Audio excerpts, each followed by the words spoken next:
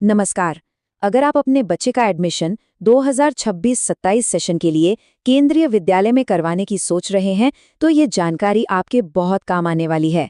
हम step by step समझेंगे कि ये पूरा प्रोसेस कैसे आसानी से पूरा किया जा सकता है। अच्छा, एक बात पहले ही साफ कर देते हैं।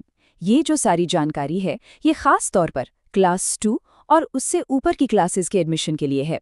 तो चलिए देखते हैं कि आपको कौन कौन से डॉक्यूमेंट्स चाहिए होंगे और कौन सी तारीखें हैं जिनका खास ख्याल रखना है। ठीक है, तो शुरुआत करते हैं सबसे ज़रूरी चीज़ों से, मतलब वो डॉक्यूमेंट्स जो हर किसी को चाहिए ही चाहिए, चाहे आप किसी भी कैटेगरी से अप्लाई कर रहे हों।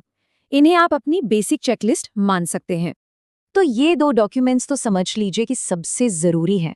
बच्चे का बर्थ सर्टिफिकेट, जिससे उसकी उम्र वेरीफाई हो सके, और दूसरा है आपका रेजिडेंस प्रूफ। इससे ये पक्का होता है कि आप स्कूल के सर्विस एरिया में ही रहते हैं। ये दोनों तो सबसे पहले तैयार करवा लेने चाहिए। चलिए अब आगे बढ़ते हैं और उन एक्स्ट्रा डॉक्यूमेंट्स की बात करते हैं जो कुछ खास कैटेगरीज के तहत अप्लाई करने वालों के लिए ज़रूरी है। अगर आप इनमें से किसी भी कैटेगरी में आते हैं तो ये वाला हिस्सा ज़रा ध्यान से सुनिएगा। देखिए, अगर आप SC, ST या OBC कैटेगरी के तहत रिजर्वेशन का फ़ायदा लेना चाहते हैं, तो एक बात का खास ध्यान रखना है कि जो कास्ट सर्टिफिकेट हो वो बच्चे के नाम पर ही बना हो, पेरेंट्स के नाम वाला नहीं चलेगा। ये बहुत ज़रूरी है ताकि फ़ायदा सीधे स्टूडेंट को मिले। और जो दिव्यांग बच्चे हैं, उनके लिए एक मेडिकल सर्टिफिकेट बनवाना होगा। ये सर्टिफिकेट किसी सिविल सर्जन या किसी और कॉम्पिटेंट अथॉरिटी से ही जारी होना चाहिए। इसमें डिसेबिलिटी का टाइप और परसेंटेज साफ साफ लिखा होना चाहिए, ताकि स्कूल को भी पता हो कि बच्चे को किस तरह की मदद की ज़रूरत पड़ सकती है। अब आते हैं उस कैटेगरी पर जो केंद्रीय विद्यालयों की एक तरह से नींव है, यानी कि सरकारी कर्मचारी।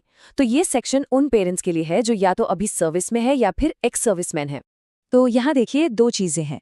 एक तो आपको अपने डिपार्टमेंट से एक सर्विस सर्टिफिकेट लेना होगा, और हाँ, अगर आपका हाल फिलहाल में कोई ट्रांसफ़र हुआ है तो उसका प्रूफ भी एडमिशन में प्रायोरिटी दिलाने में काफ़ी मदद करता है।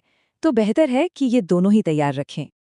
और जो पेरेंट्स एक्स सर्विसमैन हैं, मतलब देश की सेवा कर चुके हैं, उनके लिए रिटायरमेंट या डिस्चार्ज सर्टिफिकेट सबसे ज़रूरी डॉक्यूमेंट है। ये उनकी सर्विस का सबूत होता है और इसी के आधार पर उन्हें एडमिशन में प्राथमिकता मिलती है।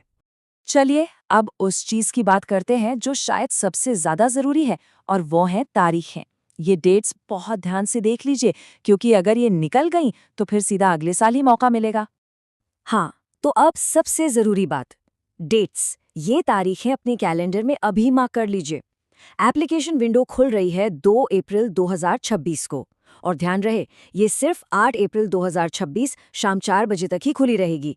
मतलब टाइम बहुत कम है, तो आखिरी दिन का इंतज़ार तो बिल्कुल मत कीजिएगा। अच्छा, सब कुछ जानने के बाद एक आखिरी और बहुत ज़रूरी बात है जिसे समझना ज़रूरी है। ये बात सीधे रजिस्ट्रेशन फॉर्म से ही ली गई है, ताकि किसी को कोई गलतफहमी ना हो। ज़रा स्क्रीन पर देखिए, ये रसीद का वो हिस्सा है जो फॉर्म जमा करने पर मिलता है। इसके बिल्कुल नीचे एक छोटा सा नोट लिखा है। ये लाइन छोटी ज़रूर है, पर इसका मतलब बहुत बड़ा है। इसमें साफ साफ लिखा है कि फॉर्म जमा करने का मतलब ये नहीं है कि एडमिशन पक्का हो गया है।